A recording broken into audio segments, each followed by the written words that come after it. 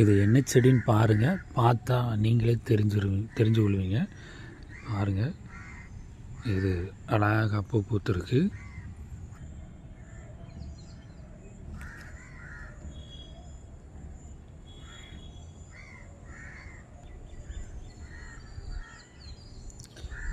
இந்த செடி பேர் அடுக்கு செம்பருத்தி.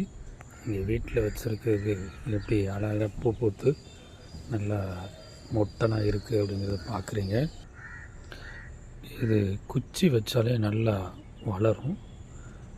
இதில் இருக்கிற ஒரு குச்சி ஒரு அழகான கணுவை எடுத்து ஊண்டி வச்சாலே நன்கு வளரக்கூடியது தான் இந்த பூச்செடி.